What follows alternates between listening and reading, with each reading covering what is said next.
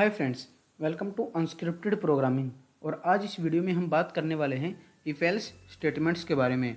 साथ ही इस वीडियो में हम ये भी जानेंगे इफ एल्स स्टेटमेंट्स कितने टाइप की होती हैं, क्या इनका सिंटैक्स होता है और कैसे हम इनको प्रैक्टिकली यूज़ कर सकते हैं। तो दोस्तों, वीडियो बड़ा ही मज़ेदार होने वाला है, तो वीडियो को एंड तक ज़रूर देखें। तो चलिए दोस्तों, बिना टाइम वेस्ट किए वीडियो को शुरू करते हैं।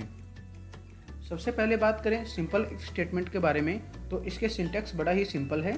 यहाँ पर इफ़ के बाद हमें एक एक्सप्रेशन लिखना होता है और ये एक्सप्रेशन लॉजिकल भी हो सकता है, रिलेशनल भी हो सकता है या कुछ और भी हो सकता है। ध्यान रखने वाली बात यह है कि जब ये एक्सप्रेशन ट्रू होगा तभी ये स्टेटमेंट रन करेगा, वरना जो कर्सर है वो लूप के अंदर एंटर नहीं करेगा और आगे फॉरवर्ड हो जाएगा। तो चलिए दोस्तों, इस सिंटैक्स को हम प्रैक्टिकली एग्जाम्पल के थ्रू समझते हैं।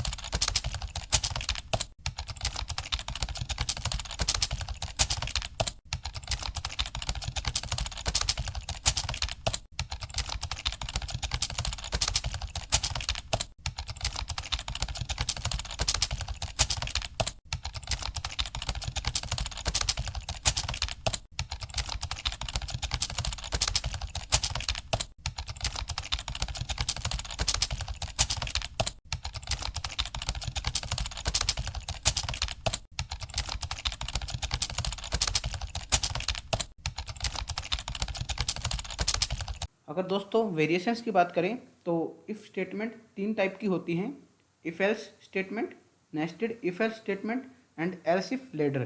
तो दोस्तों चलिए बारी बारी से इन तीनों स्टेटमेंट्स को समझते हैं। सबसे पहले बात करते हैं इफ़ एल्स स्टेटमेंट के बारे में। इसका सिंटैक्स की बात करें तो सिंटैक्स बड़ा ही सिंपल है। यहाँ पर एक एक्सप्रेशन लिखना होता है जैसे हमने सिंपल इफ़ स्टेटमेंट में लिखा था, और यदि ये एक्सप्रेशन ट्रू होगा तो स्टेटमेंट 1 रन करेगा और सेकंड वाला स्किप हो जाएगा, और यदि एक्सप्रेशन फॉल्स होगा तो फर्स्ट वाला स्किप हो जाएगा और सेकंड वाला रन करेगा।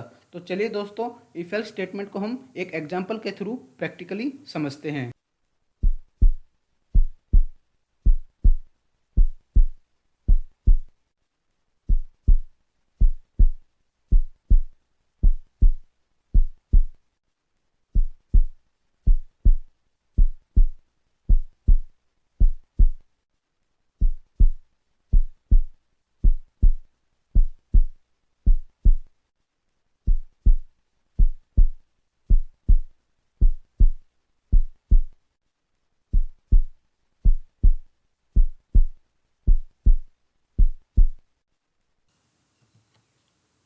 दोस्तों, नेस्टेड इफ एल्स स्टेटमेंट की बात करें तो इसका मतलब होता है एक इफ एल्स स्टेटमेंट के अंदर दूसरी इफ एल्स स्टेटमेंट का होना। जब हमारे पास एक कंडीशन होती है तो हम सिंपल इफ एल्स स्टेटमेंट का यूज़ करते हैं।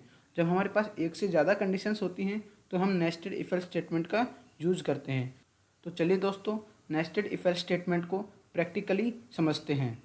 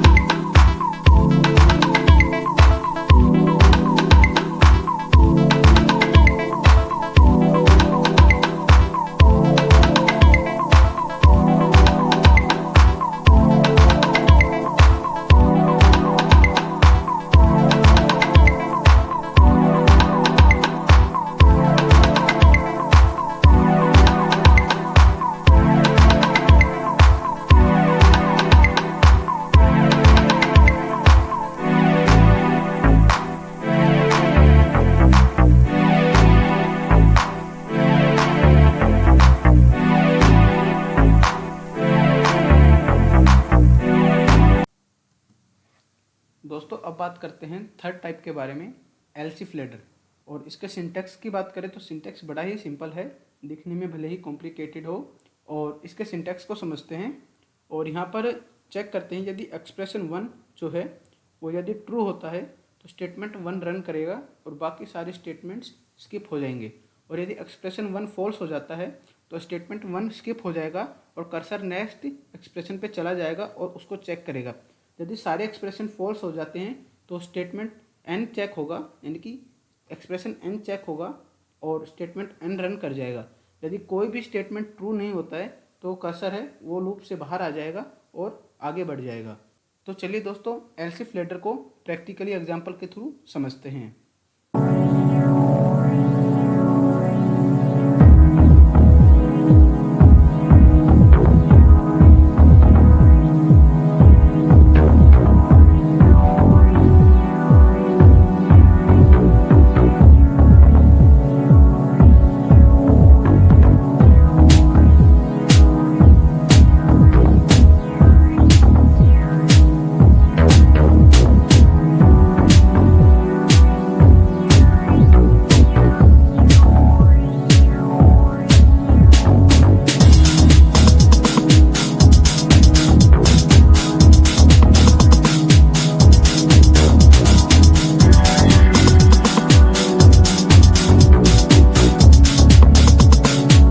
दोस्तों मैं उम्मीद करता हूँ आपको सारे एग्जाम्पल समझ में आए होंगे और इफ एल्स स्टेटमेंट भी समझ में आई होगी।